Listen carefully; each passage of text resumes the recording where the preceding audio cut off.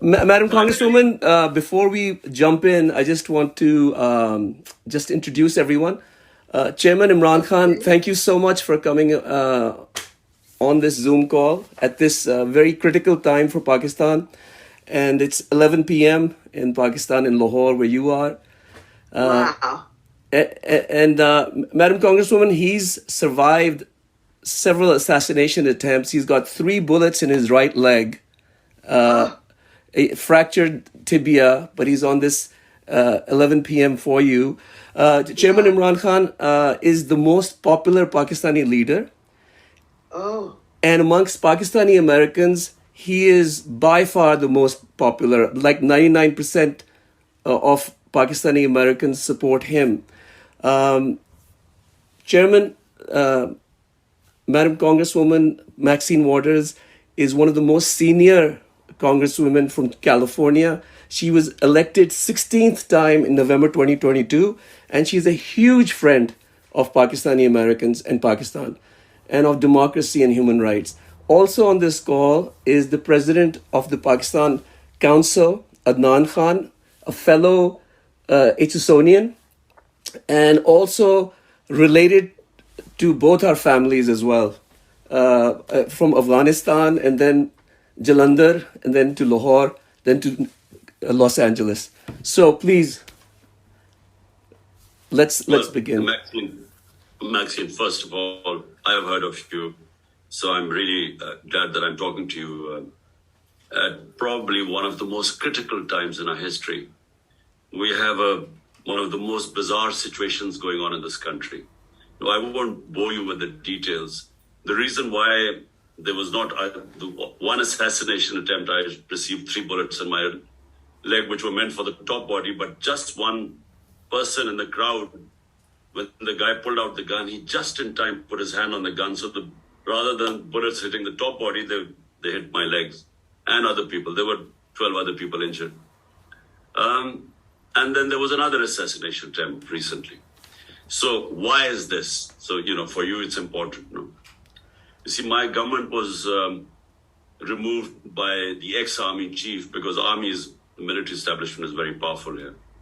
So he conspired with the people who are in power right now. And, a lot of the army is powerful, the secret agencies, so they're toppled by government. But what happened was that it's unprecedented in our history that hundreds and thousands of people came out in the streets the next day, against this, what was a coup. And it's never happened here before. Normally when a government goes, people celebrate. And for the first time in our history, the army has last 60 years of Pakistan, the army has ruled 3 times through martial laws. And then half the time the army has in 60 years ruled Pakistan. And the other half has been these 2 families which have, taken turns to rule this country. So I was an outsider which broke through to the 2-party system and got into power. Now, the reason why people came out was it was the best economic performance of a government in the last 17 years, despite 2 years of COVID-19 and despite inheriting a bankrupt country with the biggest ever current account deficit. So now the situation is, why is my life in danger? Because what has happened is that the military establishment, along with the current lot who are in power right now, these are the same people who had alternately ruled Pakistan for 30 years, but they were against each other. Now they're all together against me, plus the army, the military. Military establishment means one man, the army chief. Whatever he decides, that's what the army does. So now what has happened is that they thought that this wave of popularity would go down with time. But now 13 months down the line, it is the gap between us and the other parties has widened so much that they are petrified to hold elections. Now, according to the constitution, my party was in power in 2 of the 4 provincial governments. So we dissolved our governments, And the law, the constitution is very clear. Elections have to be held within 90 days. That's the constitution. No ifs and buts. It's the fundamental right of, the first fundamental right is the right to vote. So 90 days there have to be elections in these. That's 70% of Pakistan we are talking about. The two provinces form 70% of Pakistan. Now what has happened is that the government refused. The federal government would refuse to hold elections. So we went to the Supreme Court. The Supreme Court then passes a verdict and announces a date of the elections, which is on the 14th of May. But what is happening right now is that the government is openly defying the Supreme Court verdict. And the reason is they're petrified of elections because they're scared they're going to lose. Because in all opinion polls, the gap has increased so much between me and these 12 parties, my party and the 12 parties, that they're all petrified of the election. So they're willing to violate the constitution in order to avoid the elections. But the second thing what is done, and which is why really, Maxine, it would be very helpful, a statement, and if you could verify what I'm saying by yourself. We have the worst crackdown in our history. No democratic party has ever had such violation of their fundamental rights. There's such my people facing custodial torture. In someone who this country has known for 50 years, who never had one case of breaking the law. Just in the last few months, I have 145 criminal cases, including terrorism, including blasphemy, including sedition against the state of Pakistan. Just in the last few months, I have 145 cases. And on top of it, that's why they tried to kill me, because the popularity of party is so huge now that they feel that the only way is to get rid of me. So that's why I had these two attempts to kill me. So what we want is, from you simply find out by yourself, but, this will be, you can find out that what is going on is unprecedented. One of our best investigative journalists was hounded out by the military establishment and then killed, assassinated in Kenya when he was out. Two of my close, one of my chief of staff, the other one of our most senior senators, they were picked up, abducted, faced custodial torture, stripped naked. Another one of the head of my regional head, one of my ex-ministers, he was picked up. He faced torture. There were at 1,500 of our workers in jail, and the media, complete clamp down on media. They do not allow me to come on live on television. And election has been announced in France, in Punjab, the biggest province.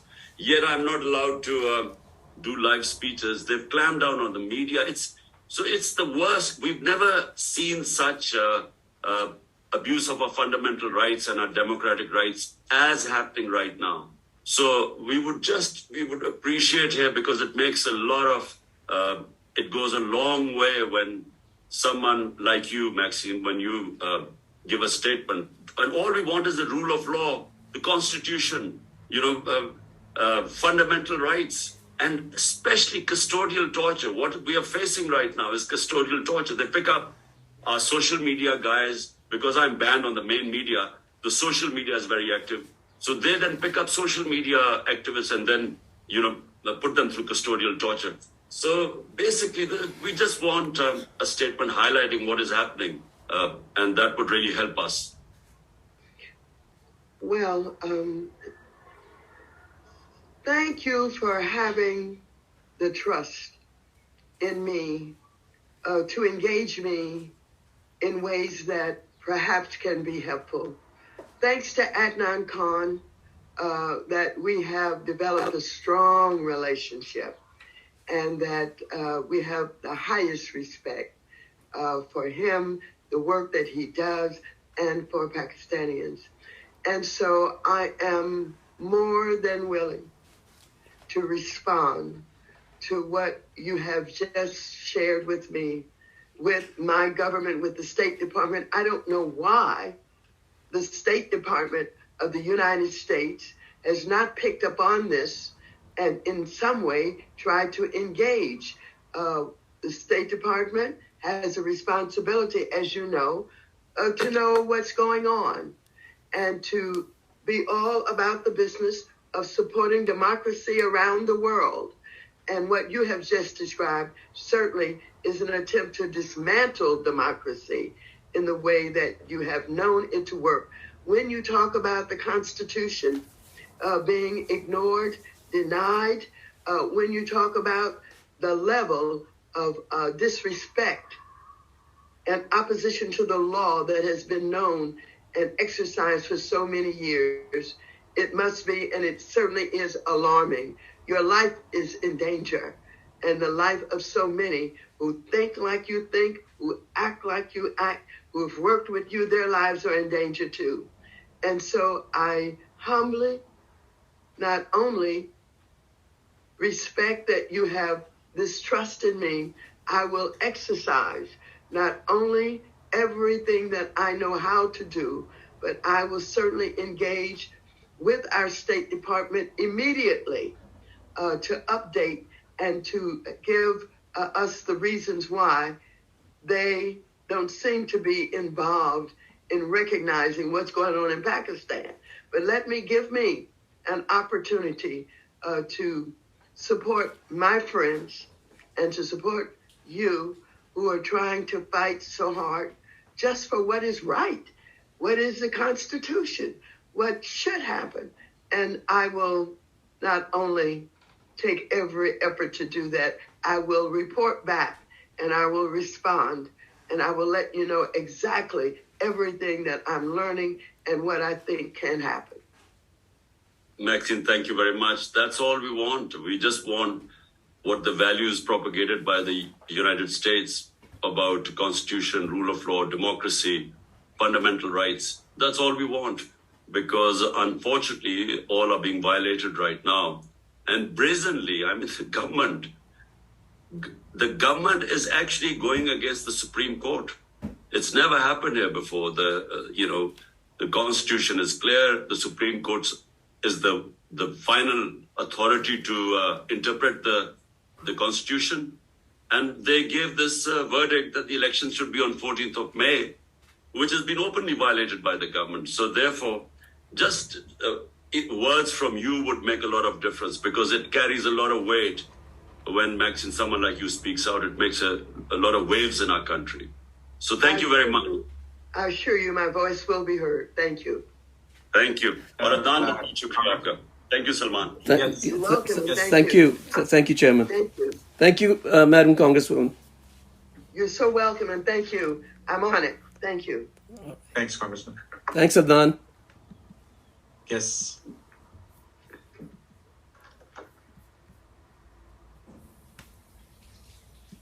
जबरदस्त हो गया ना पापा